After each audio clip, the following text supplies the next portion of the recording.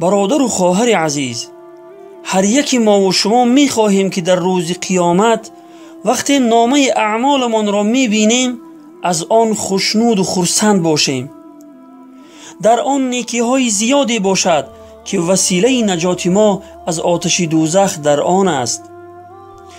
اگر می خواهی که نامه اعمالت تو را خوشنود و خرسند بسازد، پس این فرموده پیامبر خدا صلی الله علیه و سلم را خوب گوش انداز و به آن عمل نما.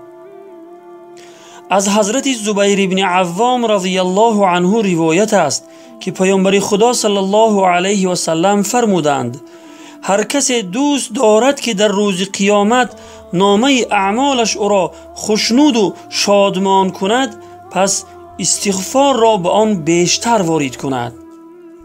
روایت طبرانی و بیهقی.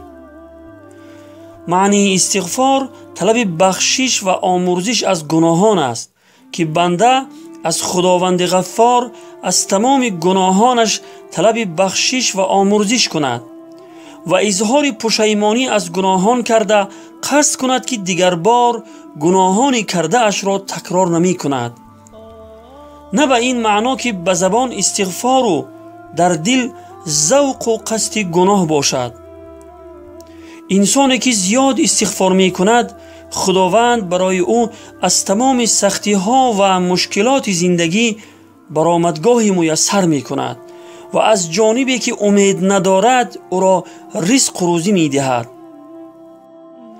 از حضرت عبدالله بن عباس رضی الله عنهما روایت است که پیامبر خدا صلی الله علیه و سلم فرمودند: هر کسی که استغفار را پیشه خود سازد، یعنی همیشه با استغفار باشد، خداوند برای او از هر سختی و دشواری برآمدگاه و از هر غم و اندوه خلاصی عطا می فرماید و از جایی که امید ندارد به او رزق و روزی می دهد.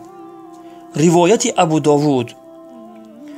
برادر و خواهر عزیز، استغفار را پیشه خود ساز و همیشه از خداوند از تمام گناهان پنهانی و آشکارا طلب بخشش و آمرزش کن تا خداوند کامیابی و رستگاری دنیا و آخرت را نصیبت گرداند.